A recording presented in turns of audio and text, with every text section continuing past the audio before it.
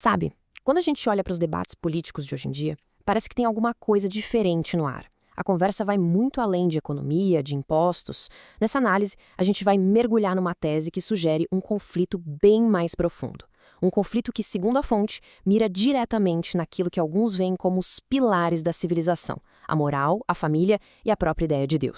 A gente costuma achar que política é uma briga de números, né? Mais Estado ou menos Estado, mais imposto ou menos imposto. Mas o texto que a gente analisa hoje faz uma provocação, uma pergunta que incomoda. E se o verdadeiro campo de batalha não for a economia? E se for algo muito mais pessoal, muito mais fundamental? E é aqui que a coisa fica interessante. A ideia central é que o conflito, na verdade, é uma batalha antropológica. O que isso quer dizer? Que não se trata mais de discutir o mapa, mas sim de tentar redefinir a bússola. A disputa não é sobre as regras do jogo, mas sobre a natureza de quem nós somos. Afinal, o que define um ser humano? De onde vem o nosso valor? Para a gente conseguir desvendar essa tese, vamos explorar 5 pontos principais. Primeiro, qual é o conflito real? Depois, que pilares são esses que estariam sob ataque? Qual o método usado para isso? As consequências para cada indivíduo? E, por fim, o grande choque de visões sobre o que é ser humano. Vamos. Ok, primeiro ponto, o conflito real.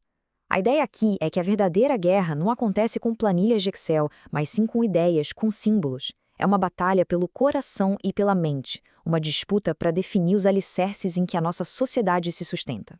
E olha só que ponto crucial. O autor defende que essa hostilidade toda contra valores tradicionais não é um acidente de percurso.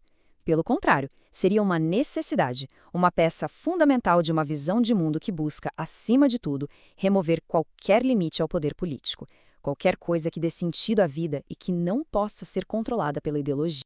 Tá, mas que limites são esses? O texto aponta 3 grandes pilares, 3 fortalezas que, segundo essa análise, precisariam ser demolidas para que o poder político se tornasse, bem, ilimitado. São eles: a moral, a família e Deus. Vamos dar uma olhada em cada um. Primeiro pilar, a moral. Na visão tradicional, coisas como certo e errado são princípios objetivos, descobertos, que impõem limites ao poder. Já na visão que o texto chama de desconstruída, a moral vira uma construção social, algo que o poder político não só pode, como deve moldar para atingir seus objetivos. Fica claro, né? Para um projeto político que não quer limites, a moral objetiva é um obstáculo. O segundo pilar é a família. O texto a descreve como uma instituição que vem antes do Estado.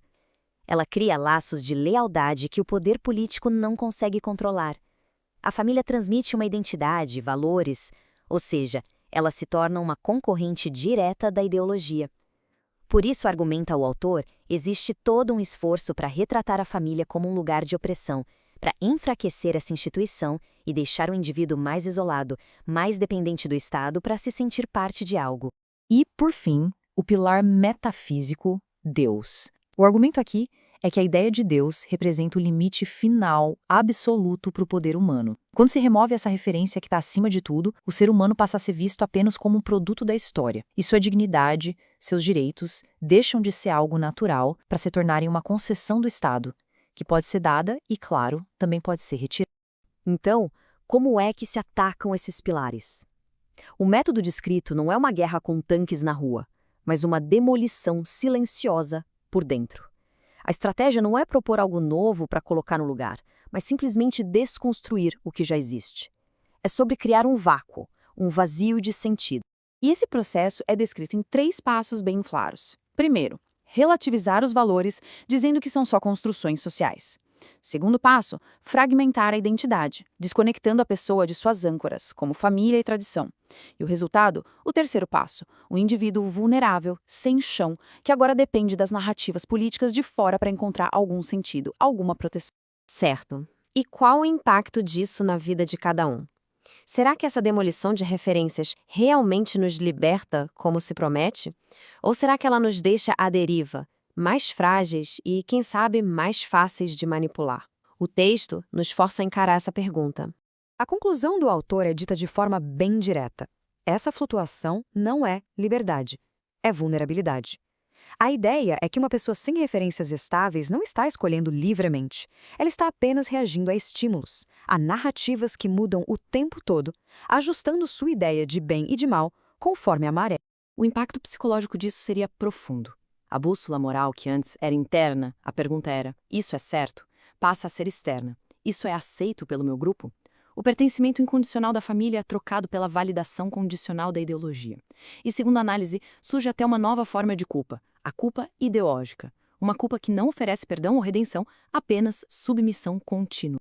E com tudo isso, a gente chega no coração da discussão. O texto argumenta que, no fim das contas, a briga não é sobre esquerda ou direita. É sobre um choque gigantesco entre duas visões de mundo completamente opostas sobre o que significa ser humano. E aqui a gente vê esse choque de forma clara. De um lado, a visão do ser humano como criatura, alguém que tem uma dignidade que já nasce com ele, que faz parte de uma ordem moral que ele descobre, não inventa. Do outro lado, a visão do ser humano como construção, um produto da história, moldável, cujo valor e identidade são definidos por projetos políticos coletivos. Segundo o texto, essas duas visões simplesmente não conseguem coexistir.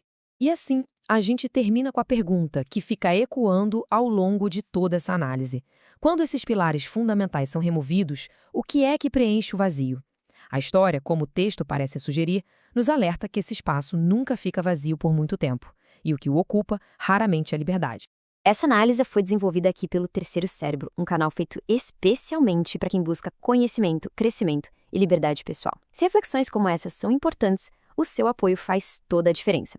Por isso, curta, comente, compartilhe e, claro, se inscreva no canal. É isso que nos ajuda a continuar esse projeto. Muito obrigado e até a próxima.